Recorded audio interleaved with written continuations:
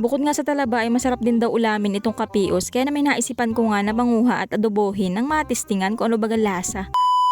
At yun na nga for today's video ay nabanggit ko nga pala sa inyo ng mga nakaraan kong vlog, ginangunguhabag ako ng talaba din sa palaisdaan na kung kinakain ba ang kapios sa inyo, kasi din sa amin ay talagang hindi pinapansin yan. Pero alam ko naman na kinakain din yan, kaya nga lang may ilan kasi nagsasabi dito na lason daw, kaya naman hindi nga ako sumusubok na kumain yan. Pero dahil nga marami nag-comment at sinasabi na masarap nga daw yan at kinakain naman daw talaga yan, masarap gataan, masarap adobohin, pwede rin daw inihaw o kahit ilagalaang, kaya naman inaisipan ko ang manguha at atistingan ko kung ano bagang lasa. Sakto din naman at wala kaming pang ulam. Sa totoo lang ay nakakain na rin naman ako nito noon, kaya nga lang ay sobrang tagal na noon, limot ko na ang lasa. At dahil nga ng mga nakaraan kong pangunguha ng talaba ay medyo payat nga yung laman ng talaba, kaya na may atistingan ko ang buksan itong kapios.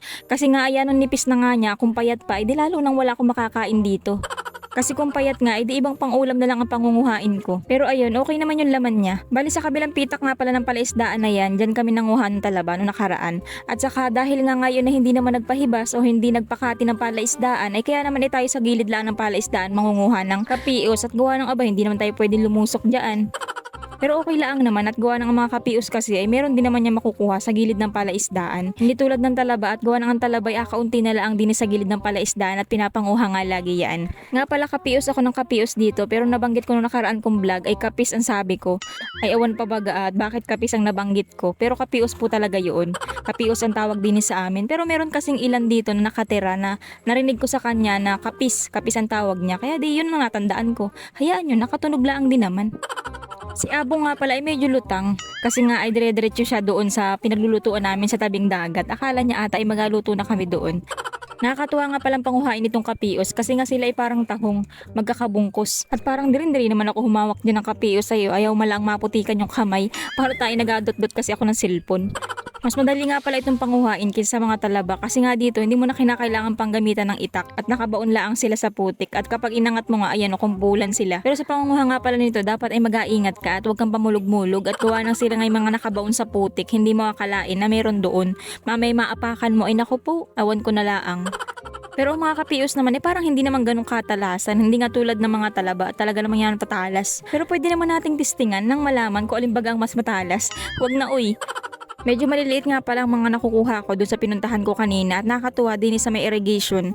Malalaki pala yung mga kapios dito. At ang dami, wari ko itong isang tumbok na ito, isang timba na ay. Pero wari ko hindi naman, masyado namang UI. Ito nga pala sa irrigation, dito rin ako kumuha nung nakaraan na inihaw namin ng kapatid ko na talaba.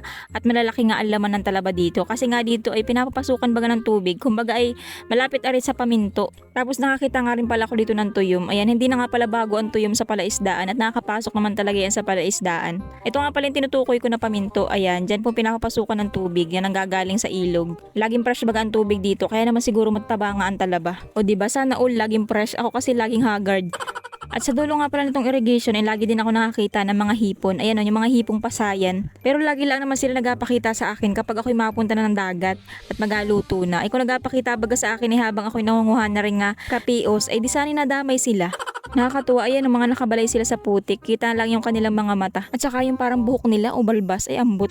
Nakatamad na kasing bumalik sa bahay para kumuha ng sirok at hulihin niyan ay kasi nga ako papunta na sa dagat at magaluto na ng aking vlog. Isiningit ko nga lang yan sa video na ito at lagi ko yan nakikita kapag ako papunta ng dagat. Pero kapag asadyain ko namang panguhain yan, wala man ako nakikita niyan. So yun na nga, bala ko nga pala sanang tuklapin isa-isa yung mga kapios at kunin nga yung laman. Kaso nga lang ako'y nahasulan kaya naman nilaga ko na lang muna sila para mas madaling makuha yung laman. Ang bala ko nga palang luto na gagawin dito ay aadobohin ko na lang. At may nakita rin kasi ako sa comment section na masarap nga daw itong i-adobo. Nga pala, salamat po doon sa mga nag-comment at sa mga nag-request kung ano bagang alutuin ko sa susunod kong vlog.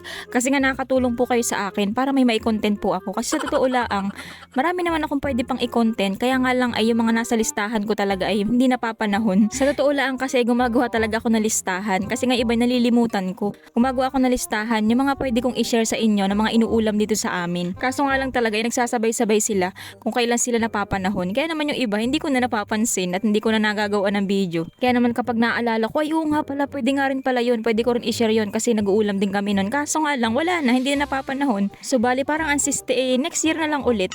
Ay iya, pagkatagal pa noon.